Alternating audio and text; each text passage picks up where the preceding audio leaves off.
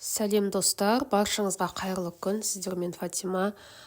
Бүгін біз үй жағдайында дайын болатын тауық шұжықтарының қарапайым рецептісімен бөлісетін боламыз.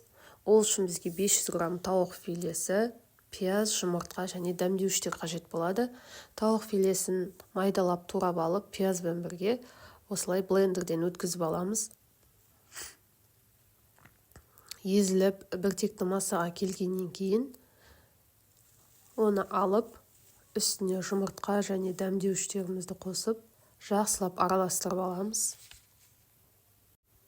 Үстіне 50 грамм сары май қоссаңыздар да болады. Сары май ерекше нәзік дәм береді, бірақ міндетті емес. Осылай дайын болғаннан кейін тағамдық пленкаларымызды дайындап алып, осылай шұжықтарымызды ораймыз. Мен 2 ас қасықтан салып, осылай сосиски формасына келтіріп орап алдым. 500 грамм тауық филесінен менде 12 штук осындай шұжықтар шықты. Неге үй жағдайында шұжық жасау керек? Дүкендегі шұжықтардың құрамында түрлі қоспалар мен консерванттар көп болуы мүмкін. Ал үй жағдайында дайындалған өнімдер табиғи әрі пайдалы болады. Сондай-ақ сіз қалауыңызға қарай дәмдеуіштерді өзгертіп, отбасылық талғамға сай реттей аласыз. Және де балаларыңызға да қорқытпай бере аласыз. Осылай дайын болған шұжықтарды кастрөлде қайнап тұрған суға 15 минуттай пісіріп аламыз.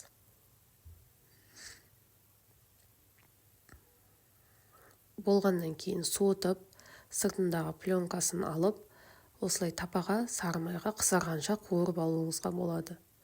Және де бұны көп етіп жасап, мұздатқышқа сақтап қатырып қоюыңызға да болады. Кез келген уақытта алып пайдалана бересіз. Осылай нәтижесінде жұмсақ, нәзік және өте дәмді үй сосискалары шығады. Бұл тағамды балаларда ересектер де жақсы көреді. Дайындап көріңіз, сізге ұнайтыны сөзсіз. Егер осындай пайдалы рецепттер ұнаса, каналға жазылып лайк басыңыз.